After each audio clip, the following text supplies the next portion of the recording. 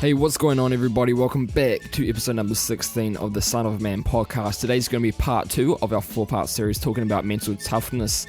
Last week we talked about foundations to mental toughness, and this week we're going to take it up a step and going to be talking about accountability and doing what needs to be done. And so without further ado, I'm not going to waste this time. Let's go straight into it. The section is called Goals That Really Work. And Jason Salk says, to achieve greatness, you must set end goals and place significant emphasis on what it takes to accomplish them.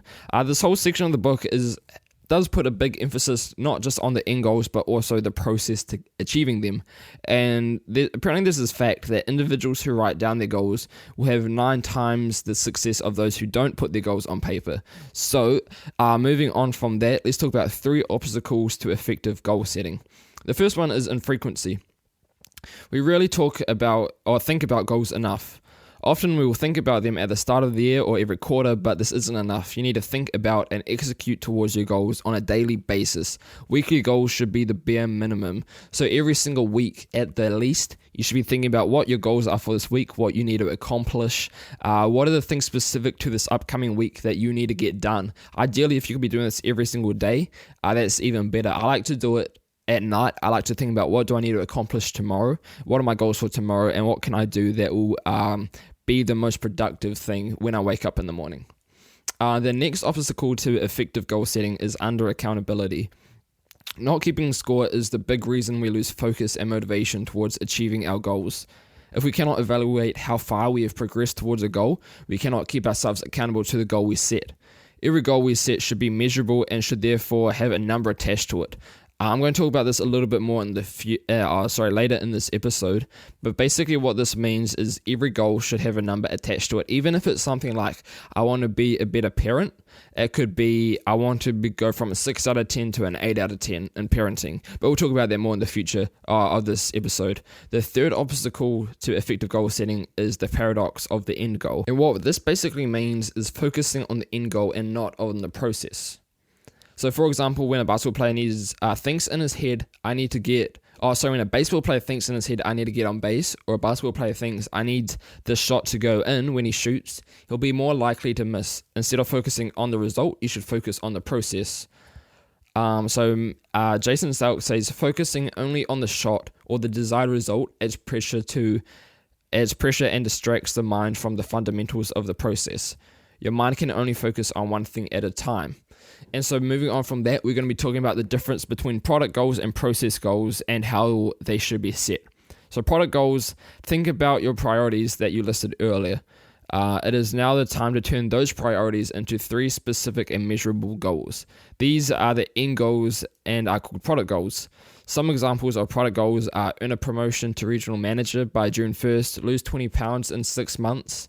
But what if your priority is hard to measure? And this is what I was talking about before. If your priority is hard to measure, something like being a better parent, you should add a 10-point scale to that product goal. For example, be the best parent I can be, going from a 6 out of 10 to an 8 out of 10 by the end of the year. And I mentioned humans can only really focus on 3 priorities at a time. So that's why you should set 3 specific product goals at a time just to focus on those 3 things. Once you have your 3 product goals or your 3 sort of end goals, you can come up with 3 process goals for each of them. So most people usually stop when they have their product goals. However, it's important that you set 2 or 3 process goals for each product goal. Process goals are specific tasks that you need to complete every single day to reach your product goals. An example of a process goal for someone that's trying to lose weight could be do 30 minutes of cardio a day, eat 5 fruit every day, or drink 8 cups of water every day. When setting your process goals, make sure you choose things that will make the biggest difference and really move the needle.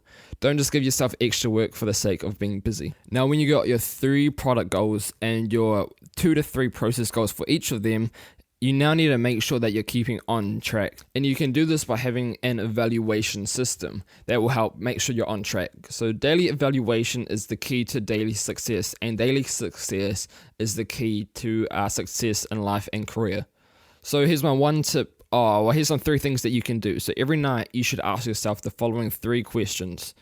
What 3 things did I do well today? What is the number 1 most needed improvement for tomorrow? And what is the one thing I can do differently to make that needed improvement? This can be done for each product goal or individually, or you can do it all together at once. So by doing this evaluation every single night, it's actually really helpful to know, hey, what went well today, because you shouldn't just focus on the negative things, but then also after that, what didn't go well and what can you do to make it better tomorrow.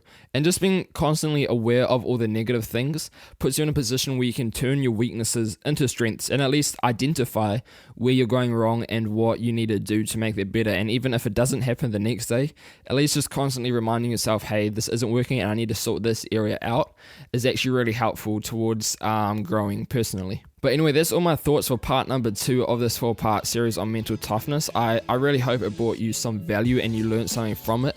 It is quite short and quite to the point, so maybe go back and listen to this podcast again. Make sure to take some notes. I hope you really learned something, and if you did and getting any value out of it, make sure to share this podcast on social media. Just take a screenshot, chuck it up on your story or something, and make sure to tag us at Son of Man Apparel. I'll be really interested to hear if you guys learned anything or got anything out of it, or if you have any other feedback to this podcast. And guys, thank you so much for listening to it. Episode 17 will be coming out next week at the exact same time, so make sure to stay tuned for that. Give the podcast a follow if you haven't already. Thank you guys so much for listening. I'll catch you guys in the next one. Peace out.